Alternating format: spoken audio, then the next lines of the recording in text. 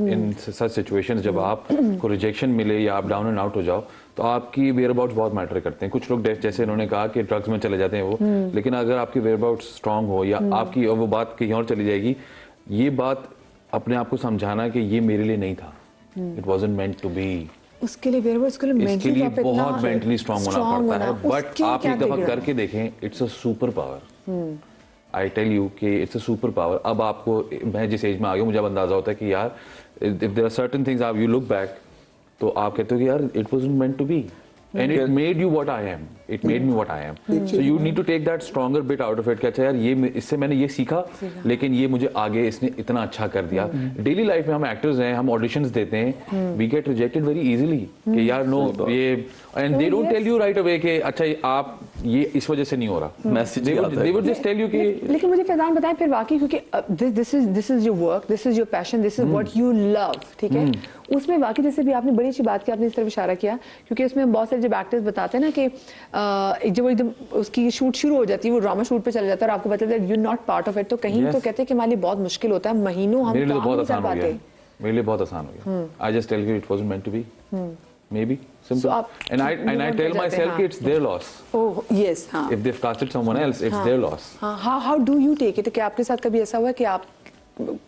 एक आपका प्रोजेक्ट बिल्कुल लाइन अप हो गया हो और उसके बाद बहुत दफा हुआ होगा, हमारे साथ तो बहुत दफा होता है। मेरे साथ सिर्फ यही नहीं हुआ, मेरे साथ ये भी हुआ है कि मैं शूट पे गई हूँ, मैंने एक दिन की शूट कराई है और उसके बाद मुझे एक कॉल आई है, आप बहुत टॉल लग रही है स्क्रीन पे। And I kid you not, I recently, बाकी एक्टर्स के मुकाबले में बहुत टॉल लग रही है, हमारी स्क्रीन अच्छी नहीं लग रही, तो we are very sorry. Yes, ये होता है हमारे यहाँ। फैजान की बात कि इस बात पे मेरा भी बहुत फर्म बिलीव है कि रिस्क आपका लिखा है। Absolutely. ठीक है, तो वो उससे ज्यादा नहीं मिलेगा जितना लिखा गया, और जितना लिख दिया गया है वो आपसे कुछ छीन नहीं सकता। वक्त से पहले नहीं और नसीब से ज्यादा। Exactly. मैं आपको बताता हूँ, रिसेंटली, सॉरी मैं आपको बात करता हूँ, एक प्रोजेक्ट में मेरे साथ ये हुआ कि हमारे साथ एक बिल्कुल एक यंग लड़की थी और वो बहुत एक्साइटेड थी कि मैं आप लोगों के साथ काम कर रही हूँ, मैंने आप लोगों को टीवी पे देखा और मैं देख रहा था। अच्छा, when she started working, obviously she is new, she wasn't up to the mark, और मैं डायरेक्टर को देख रहा था और मैं उसको देख रहा था, तो मुझे डायरेक्टर की आंखों में दिख रहा था कि ये नहीं हो रहा, it's not working out. We did 5, 8, 10 scenes, मतलब उसने भी पूरा मौका दिया कि अच्छा यार हम पूरा मौका देते हैं, maybe there is a spark and it will work. It didn't work.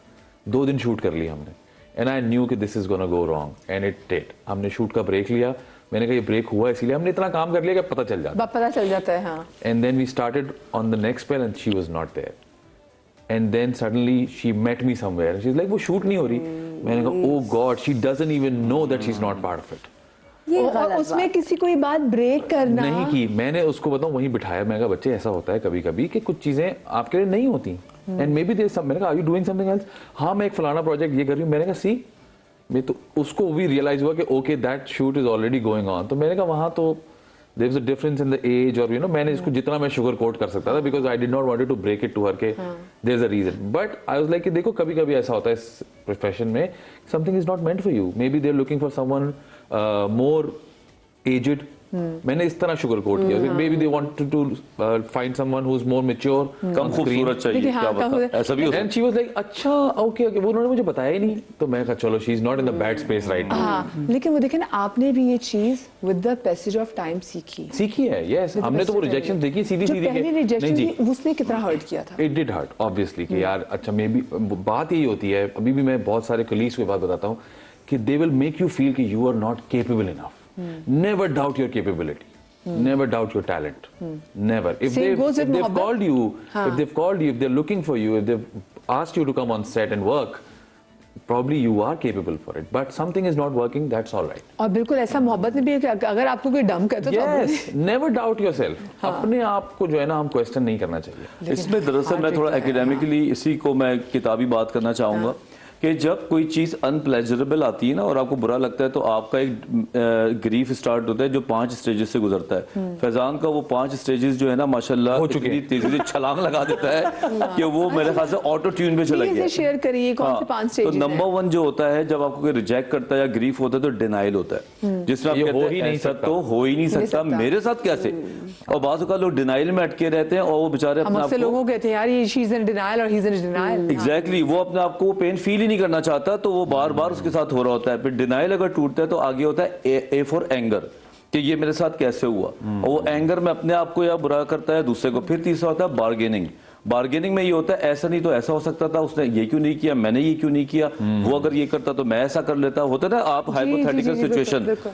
तो इसको बार्गेनिंग कहते हैं। और फिर आता है डिप्रेशन, जब आपको सम सॉर्ट ऑफ एक्सेप्टेंस नजर आने लगती है कि चलो, फिर उसमें फैजान जैसा आके अगर मुझे बोलेगा उस फेज में कि वजाहत यार चल यार जो हुआ तेरे लिए अच्छा हुआ, और मैं बोलूँ हाँ यार शायद हो सकता है मेरे लिए अच्छा हो लेकिन मैं रो रहा हूँ या मैं डिप्रेस्ड हूँ, और उसके बाद एक्सेप्टेंस आती है जहाँ पे कोई आके मुझे बोलेगा कि तुम्हारे साथ जो हुआ अल्लाह को ये मंजूर था, और मैं बोलूँ हाँ मेरे साथ जो हुआ बेखास से मेरे लिए बेहतर है, यू नो। तो वो स्टेजेस से गुजरने में कभी कभी इंसानों को लग बिल्कुल जाते हैं। बिल्कुल बिल्कुल। उसको कहते हैं नॉर्मल ग्रीफ, कि आपका जिंदगी भर वो अटके रहते हैं कि मेरे साथ ये नहीं हो सकता। कुछ लोग बार्गेनिंग में सालों निकाल देते हैं कि अगर Closure में भी। फॉर इंस्टेंस अगर किसी ने किसी एक को पार्टनर को छोड़ा है, तो जिसको छोड़ा गया होता है वो सालों गुजार देता है उसको कन्विंस करने में कि please give me one more chance, मुझसे गलती हो गई, अब ये नहीं होगा, दोबारा नहीं ऐसा होगा। उसमें आप अपने आप को खत्म और कर मजीद सेल्फ स्टीम तबाह कर देते सेल्फ हैं। रिस्पेक्ट तो आपकी रही नहीं ना, बिल्कुल भी। अगर आप किसी आदमी के आगे बैक कर रहे हैं तो बात वहीं पे खत्म हो गई। आप ऐसे आदमी के साथ रहना ही, या इंसान के साथ या औरत के साथ, मैं इंसान की बात कर रही हूँ, आप ऐसे इंसान के साथ रहना ही क्यों चाहेंगे जो कि आपको बता रहा है कि you not good enough for them. हर इंसान में अपनी इतनी सेल्फ रिस्पेक्ट होनी चाहिए कि उसके बाद there is no going back, you walk away. तकलीफ बहुत होगी, लेकिन जब तक आप वॉक अवे नहीं करेंगे आपकी हीलिंग नहीं स्टार्ट होगी। कट ऑफ ऑल कॉन्टैक्ट, ये बहुत जरूरी है। मैं अपने दोस्तों से कहती हूँ जहां आपकी बात किसी से खत्म हुई, कट ऑफ ऑल कॉन्टैक्ट। जब तक आप कॉन्टैक्ट रखेंगे, चाहे वो एक मैसेज हो, चाहे वो उससे खैरियत हो, चाहे कॉल हो, आप हील नहीं कर पाएंगे। हीलिंग स्टार्ट ही तब होती है जब सोशल मीडिया से डिलीट कर दिया जाए, ब्लॉक कर दिया जाए। Do it, do anything and everything possible. आपको उसको अपनी जिंदगी से एलिमिनेट करना है। जब आप वो कर देंगे तब आपकी हीलिंग स्टार्ट होगी, तब आपके जो ब्रेन में जो पैटर्न्स बने हुए हैं वो जो है डिसकंटिन्यू होना शुरू होंगे, चेंज होना शुरू होंगे। रोने से क्या हीलिंग होती है?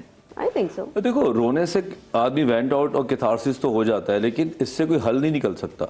आपका इमोशनली वेंटिलेशन के लिए तो दैट्स नॉट बैड, आप रो सकते हैं, लेकिन अगर आप सिर्फ रोते ही रहें और आप उसके सामने रोते रहें जिसके सामने जो आपको रुला रहा है, तो ये तो सबसे पैथेटिक सिचुएशन बन जाती है।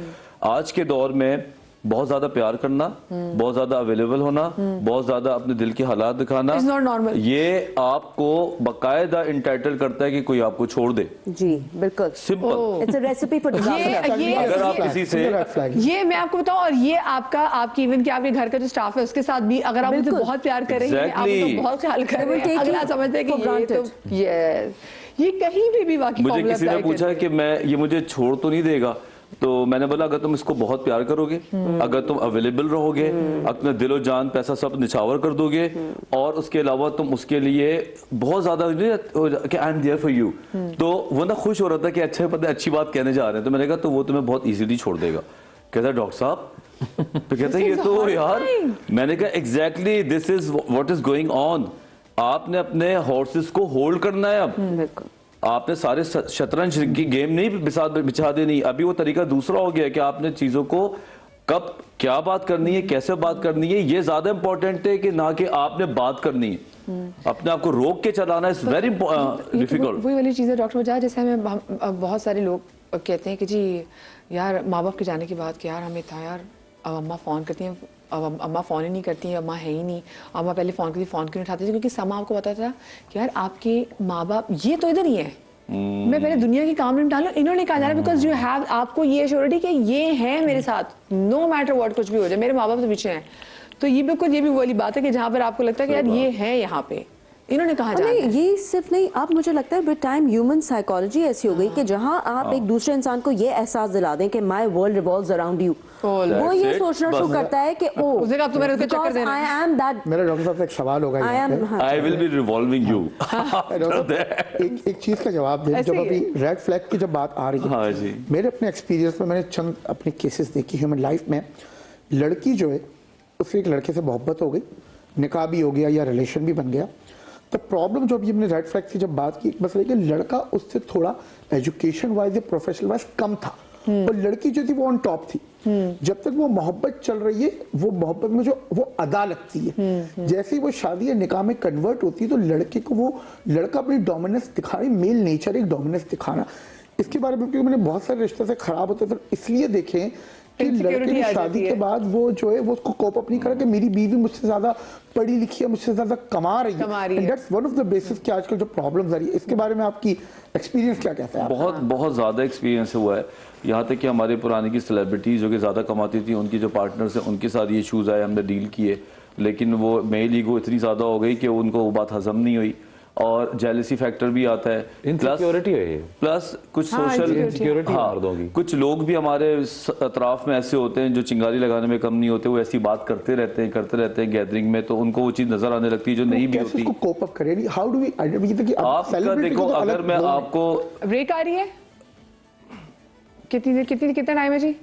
भाई वो कहते हैं ना, वो शेर है कि कुछ शहर दे लोग भी जालिम सन, कुछ सानू मरंदा शौक भी सी। तो कुछ ऐसी सिचुएशन भी यहाँ पे हो जाती है। एक छोटी सी हमें ब्रेक लेनी है, ब्रेक के बाद हाजिर होते हैं। बचना कैसे है हार्ट ब्रेक से, ये बहुत ज़रूरी है, क्योंकि देखिए धोखा हो गया, खा लिया, अब निकलना कैसे है? अब धोखे में सारी उम्र रोना तो नहीं है ना। ब्रेक के बाद बात करते हैं।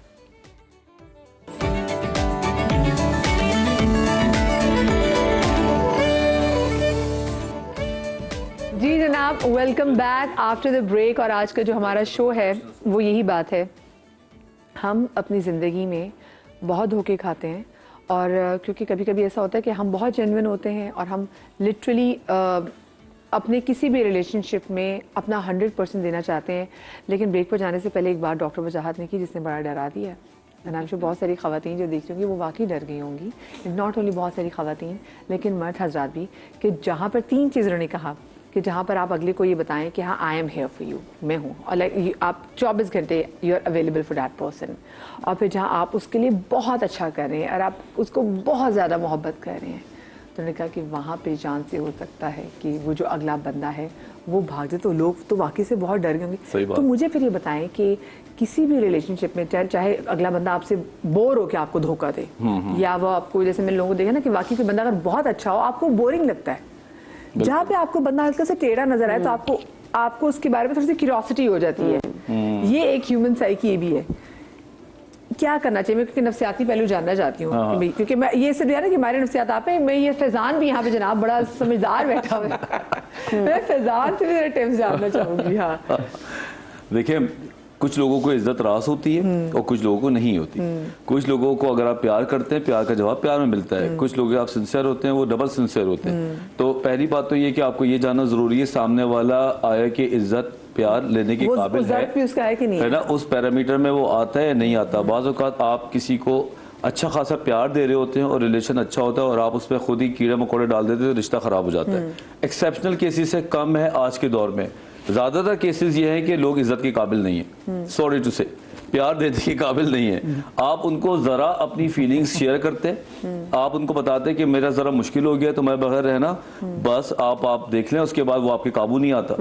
वहां के लोगों की मैं बात कर रहा हूँ जो लोग इस लायक नहीं है कि आप उनको सब कुछ, अपना दिल और जबान और रूह सब दे दें, तो वहां पे आपको एक एक करके चीजों को देना पड़ता है। मिसाल के तौर पे कुछ लोगों को अगर पता चल जाए कि ये फुल टाइम मेरे साथ अवेलेबिलिटी आ गई है, वो आपको फाइल की तरह साइड में रख के अगले प्रोजेक्ट पे काम करना शुरू कर देते हैं। और कुछ लोगों को ये पता चल जाए तो मेरे बगैर मर जाएगा, तो वो फिर उसको अब्यूज करने लगता है। जो अमूमन नार्सिसिस्ट जो लोग होते हैं वो तो इन चीजों को बकायदा उनका तो फार्मूला यही है। तो सबके लिए नहीं है, हाँ। सबके लिए नहीं है। कुछ लोगों के साथ वही पैटर्न है जो चलता आ रहा है, लेकिन जो जेनजी के बाद जो अभी नए अल्फा आ रहे हैं, उन्होंने दोनों साइड पे पैटर्न को चेंज कर दिया है। वो इसी तरह हो गया है कि सब कुछ ना बताओ, और हम यकीन करो ट्रेनिंग भी यही दे रहे हैं आजकल कि जरा सबसे इंपॉर्टेंट चीज अब मुंह हो गया है, बात करना हो गई है।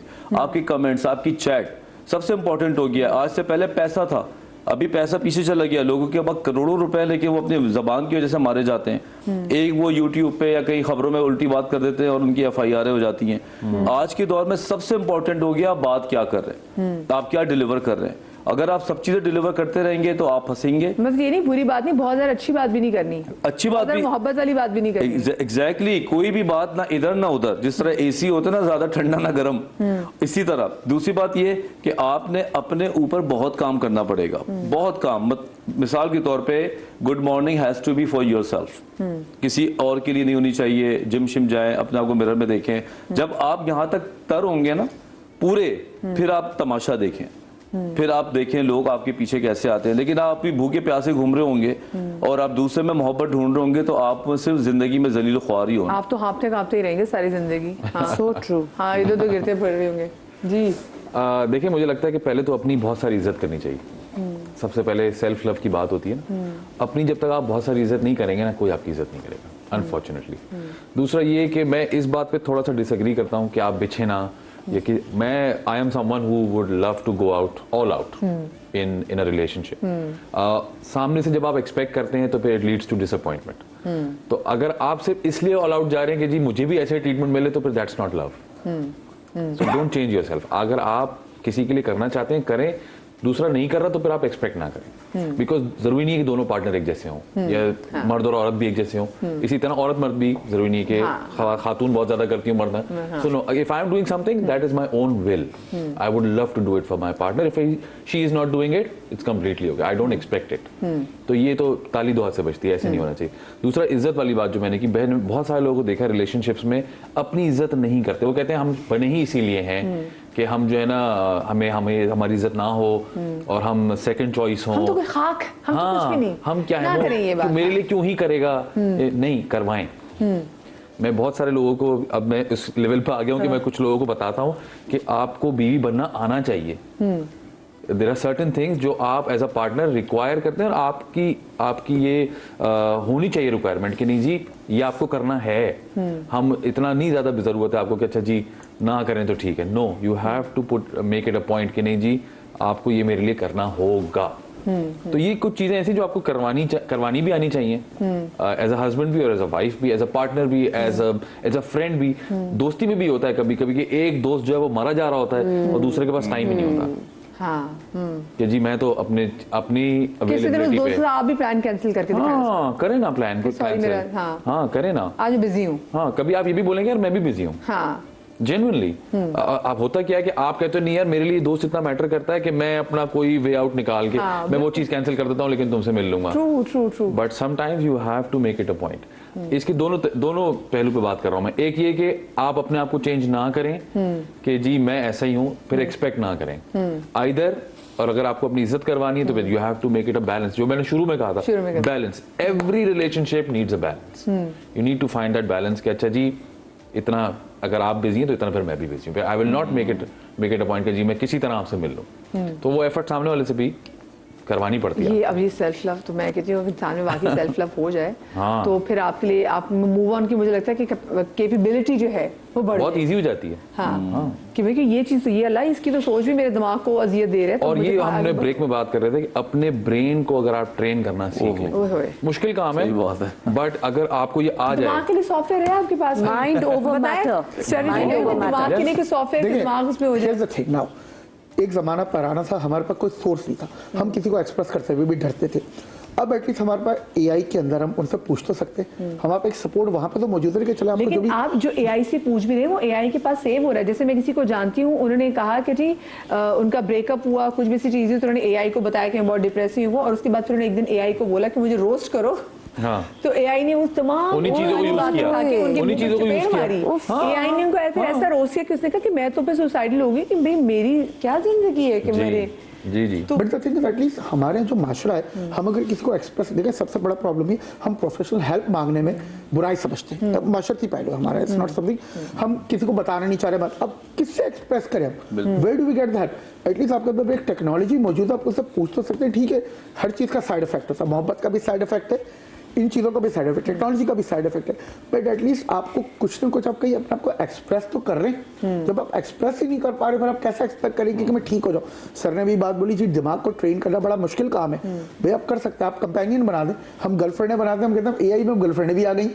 फ्रेंकली स्पीकिंग गर्लफ्रेंड आ चुकी है। स्पेशली ने एआई से शादी की है। हाँ जी। एआई पे पूरा कैरेक्टर बना उससे शादी। अच्छा, और एक और चीज है जो मैंने प्रैक्टिस करके सीखी है, जो शायद I don't know if the doctor would agree with it और नॉट, कि खुद से बात करें। Talk to yourself, self evaluate yourself. हम नहीं करते, हम दूसरों को एवेलुएशन कर रहे होते हैं, जज कर रहे होते हैं, वो ऐसा है वो वैसी है। खुद को भी तो जज करें कभी खड़े होकर कि यार मैं ये गलत कर रहा हूँ या मैं ठीक कर रहा हूँ। मैंने ड्राइव करते हुए चीज करना सीखी है। मैं अकेले ड्राइव कर रहा होता हूँ तो मैं खुद से बात करता हूँ। It's very therapeutic, it helps you, helps a lot, I agree. It helps a lot. और ये एआई तो अभी आया है भाई, उससे रुजू करें जो है। बेशक बेशक। वो हजरत अली का कॉल है कि मैंने अपने इरादों के टूटने से अपने खुदा को पहचाना कि ये वही वाली बात, it wasn't meant to be, ये एक्सेप्ट, उसकी रजा में राजी होना सीख ले, सुपर पावर है, आप करके तो देखें। लेकिन वाकई आप मेरे ख्याल से जब आप नमाजों में अपने लिए दुआ कर रहे थे ना, तो बजाय कि आप किसी से ये कह रहे कि अल्लाह में फलाने को मुझसे मोहब्बत हो जाए, या इसमें धोखा क्यों दिया, वो मेरे पास वापस आ जाए, कहना नहीं, मुझे मेरी जात से मोहब्बत हो जाए, मेरे लिए मेरी खुशी पहले आ जाए। हाँ, मैं अपने लिए जैसे जो मेरे लिए बेहतर है वो कर दे बस। एग्जैक्टली। और तो वो आपका पार्टिंग भी आसानी हो जाती है आपके लिए। क्योंकि देखिए अल्लाह पाक भी बहुत सारी जगहों पे आपको बता रहा था, आपने जब आपको कोई रिश्ता ऐसा जब आपको ये धोखा मिलता है तो आपको बता रहा था कि देखा मैं ही हूँ बस। Yes, absolutely. सिर्फ मैं ही परफेक्ट हूँ और मैं ही तुमसे मोहब्बत कर सकता हूँ और उस मोहब्बत को और कोई बीट नहीं कर सकता। वो है ना कि एक आपका प्लान होता है फिर एक अल्टीमेट प्लान होता है, and then you realise after years के this was not meant to be. Allah आपसे 70 गुना आपकी माँ से ज्यादा मोहब्बत करता है। अब मांगो तो सही, हम मांगते ही नहीं। और वही बात है कि अब देखिए मैं आपको बताऊं, मुझे लगेगा कि मैं शायद आज अगर कोई भी ऐसा बंदा जो मेरा शो देख रहा है और जो किसी हार्ट ब्रेक से गुजरा है, वो ज़रा सी भी कोई चीज़ है हमारी किसी बात से उसको तस्कीन मिले और वो अपनी ज़िंदगी में आगे कोई स्ट्रैटेजी बना सके अपने लिए, अपनी इस ज़ात के लिए, तो मैं तो इतनी ओवर कॉन्फिडेंस चल रही हूँ, मुझे लग रहा है कि मैं जन्नत में चली जाऊंगी। कि किसी कोई दुखी इंसान जो है, अगर उसको सिर्फ ये पता चल जाए कि हाँ भी देखिए, ज़रूरी नहीं कि आप लोग जो बैठे हैं आप लोग किसी हार्ट ब्रेक से गुजर रहे हैं, हम लोग भी हार्ट ब्रेक से गुजरते हैं और हमारे लिए भी बहुत तकलीफ से होता है, लेकिन अब वही बात है अपने माइंड को ट्रेन कैसे करना है। आई डोंट थिंक इस दुनिया में कोई भी इंसान है जिसने हार्ट ब्रेक नहीं एक्सपीरियंस किया। पॉसिबिलिटी है ही नहीं। ऑफ कोर्स नॉर्मल बात होगी, हो ही नहीं सकता कि हर इंसान ने एक्सपीरियंस किया है। तो जब अगर कोई इंसान हार्ट ब्रेक से गुजर रहा है तो पहले तो सबसे पहले उसे ये रियलाइज करना है कि ही और she is not the only one. इस दुनिया में हर किसी के साथ ये हुआ है और सब सरवाइव करते हैं। हमारी एक बहुत सीनियर एक्टर हैं, तो वो उनके साथ में बैठी तो उन्होंने एक दिन बात की, उन्होंने कहा देखो कुछ भी हो जाए कुछ नहीं होता, True that. You survive. True that. क्या बात है। Wow, Such a good thing to say. Yes. से इट अगेन, कुछ भी हो जाए कुछ नहीं होता। क्या कमाल बात। Yes. तो tomorrow will be a new morning, it will be a new day and it will be a fresh start. Yes. तो इन चीज़ों को, ये लाइफ के अप्स एंड डाउन्स जो होते हैं, यस बहुत ज़्यादा हार्ट ब्रेकिंग होते हैं, बहुत पेनफुल होते हैं, लोग टूट जाते हैं, लेकिन आपको ये रियलाइज़ करना है कि ये आपको डिफाइन नहीं करते। फर्स्ट ऑफ ऑल किसी का आपको छोड़ना डज नॉट डिफाइन यू। तो लोग जो होते हैं ना, जो कि स्पेशली लड़कियों का मैंने ये देखा है मोस्टली, कि बिल्कुल उनका कॉन्फिडेंस शैटर हो जाता है। फिर वो लड़कियां इतनी भी अच्छी हो ना कि वो जहां जाए लोगों ने देख रहे होते हैं, उन्हें यही लग रहा होता है कि no we not good enough, क्योंकि एक इंसान ने उन्हें छोड़ा। They doubt yourself. तो वो उनका जो कॉन्फिडेंस है, उनका जो अपने अंदर जो वही वाली बात सेल्फ एस्टीम, वो बिल्कुल शैटर हो जाती है, खत्म हो जाती है। आई थिंक लड़कियों को और लड़कों को जो भी हार्ट ब्रेक से गुजर रहा है, उनको ये समझना है कि अगर किसी ने उनको धोखा दिया है, लाइक आई सेड, वो उनको नहीं डिफाइन कर रहा, वो उस इंसान को डिफाइन कर रहा है जिसने धोखा दिया है। वो खराब इंसान था जिसने धोखा दिया है, उसने आपका दिल तोड़ा है। इट गोज टू शो कि वो अच्छा नहीं था। धोखा तो कर्मा की तरह होता है, किसने आपको धोखा दिया वापस उसके पास आएगा। Goes around, comes around. हाँ, ये गया उसे, इसने भी आपको चपेट मारी, अभी जाके उसका गला घोट दिया। Maybe not right away, maybe not right away, but it will happen. It takes time. बिल्कुल। और अब तो हम अपने सामने देख लेते, पहले कहते थे देखना आगे जाके उसके साथ क्या होगा, तो आगे जाने में ना 20 साल हो जाते थे। अब तो हम करते हैं, अब वो फौरन हो जाता है। सही बात है। इसको ये जो है और ये इससे ज्यादा इसको, ये तो फिर तरह आपको समझाएगा। ये जो ये यहाँ पे बैठा हुआ है दिल, इसको कैसे समझाना है? भाई दिल कुछ नहीं करता, दिल सिर्फ पंप करता है ब्लड। ये हमने खुद ही अपने आप को बहलाने के लिए अपने आप को ये बोला है। बेसिकली दिमाग में भी एक छोटा सा दिल होता है जो मरवा रहा होता है हमें। तो ये इधर बैठा हुआ है? हाँ जी, ये यहीं पे हिस्सा है जिसको लिम्बिक सिस्टम कहते हैं, जो जज्बाती सेंटर है। वो जज्बाती सेंटर हमें मरवाता है। थोड़ा सा मैं बता ही दूं, आपने छेड़ा है। एक ब्रेन में एक सिस्टम है जो लिम्बिक सिस्टम है, जो जज्बात को ऑपरेट करता है, जो हमें जज्बाती तौर पे लोगों के करीब करता है। रोना धोना, फियर्स, फोबियाज, वो सारा वो कर रहा होता है। और कुछ लोगों को नेचुरली ज्यादा होता है। सर्जरी हो तो निकलवा के फेंक देना, उसको जान छूटे। लेकिन लिम्बिक सिस्टम के ऊपर एक और ब्रेन है जिसको कहते हैं लॉजिकल ब्रेन, जो दिमाग के फ्रंट पे होता है। वो आपको उसके ऊपर बताता है कि हौला हाथ रखो, हौसला रखो। वो बुजुर्ग हैं हमारे दिमाग के, वो हमारे दिमाग के बुजुर्ग है जो हर चीज को कहते हैं ऐसे नहीं कर, ऐसे करो। बाज़ औक़ात किसी का वो जो बुजुर्ग वाला ब्रेन है, जिसको फ्रंटल लोब कहते हैं, वो कम काम करता है और जज्बाती सेंटर ज्यादा काम करता है। तो वो लोग जज्बाती तौर पे ज्यादा होते हैं और लॉजिकली कम होते हैं। हम ये ट्रेन कराते हैं ब्रेन के ऊपर कि आप अपने फ्रंटल ब्रेन को इस्तेमाल करें जो लॉजिकल सेंटर है, और लॉजिकल सेंटर के बाद आप जज्बात को कंट्रोल कर सकते हैं। ठीक, अच्छा। बट ये ऐसा ही है जिस तरह आप जिम जाते हैं और अपने मसल्स को ग्रो करते हैं। अब 1 मिनट रह गया, मुझे 1 मिनट में बता देगा आप ट्रेन, ये तो मैं समझ साइंस समझ में आ 1 मिनट में बता दे बस। एक मिनट ये बनी भाई, 1 मिनट ये। जी 1 मिनट ये। बस बात सिर्फ इतनी है कि फैसला लेने वाला जो ब्रेन है ना, आप उसको छोटे छोटे डिसीजंस के थ्रू अब उसको मजबूत करें। अगर आप अकेले नहीं कर सकते तो आप किसी को शामिल करें जो आपके साथ उसकी हेल्प करे। जो आपके दोस्त होते हैं 2-3 महीने में आपका वो ब्रेन थोड़ा प्री डोमिनेंट होता है और जज्बात ठंडे हो जाते हैं। कई ऐसे पेशेंट्स हैं जो पहले सेंसिटिव थे, आज वो पत्थर के हो गए और वो कहते हैं ऐसी की तैसी अब तू आगे दिखा। It can be work. तो ऐसा नहीं है कि हर चीज नामुमकिन है। ब्रेन को काबू करना आप नहीं है, या तो उसको आपके ऊपर काबू होने दें या आप ब्रेन पे काबू करें। तो अब तो फैसला जनाब आपके हाथ में है। हमने तो अपना काम जो करना था कर लिया, आगे भी जाके ऐसे शोज करते रहेंगे। लेकिन भाई आपके आसपास भी कोई शख्स आप देख रहे हैं हार्ट ब्रेक से गुजर रहा हो, तो उसके पास ज़रूर जाएं। दिल जोई वाली जो सिस्टम है ना, वो कभी ख़त्म नहीं होना चाहिए। Thank you so much. शादरी आबादरी, अल्लाह पाक आपको रात से महफूज रखे। ज़िंदगी तो कल मिलेंगे। अल्लाह हाफ़िज़।